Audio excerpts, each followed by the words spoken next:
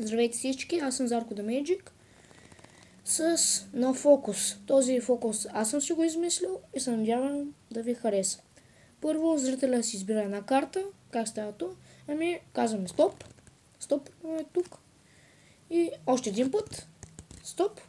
Ето така. И търсим първата обърната карта. Тя ще е картата на зрителя. Ето първата обърната. Показваме. Аз не я виждам. И зрителя я запомни.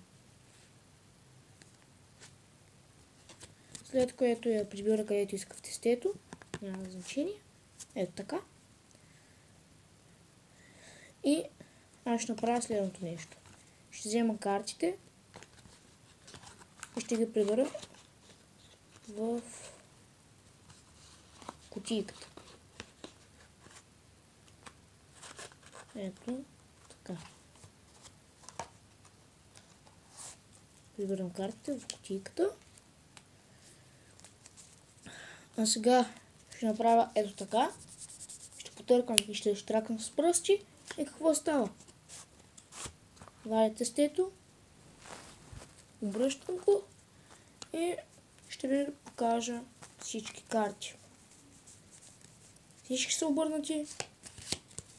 Ето ги. Без една.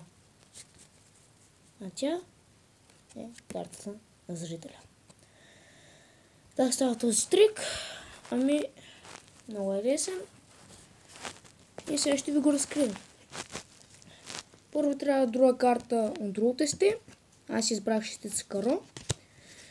И трябва да намерите шестица каро. Къде? Ето. Шестица каро синя.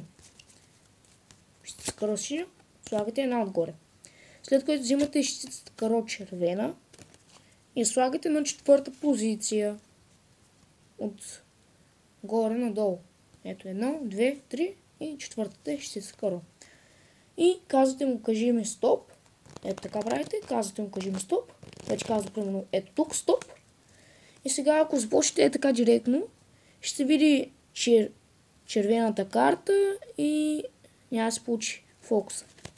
Затова му казвате да, кажи ми още един път стоп. Той ви казва примерно ето тук стоп. И вече когато картата се сложи отгоре, тя ще бъде. В случая аз съм си избрал шестица каро, така че шестица каро е отгоре. Казвате ето ти картата, виж и запомни. След което я прибира в тестето и аз си измислих да я сложа в кутийката, да я потъркам, да я штракам с пръсти, след което обръщам ето така и показвам тестето, нали, всички карти са обърнати без една, която всъщност е картата на зрителя. Това беше фокуса ми, надявам се да ви е харесал. Коментирайте, абонирайте се и чао!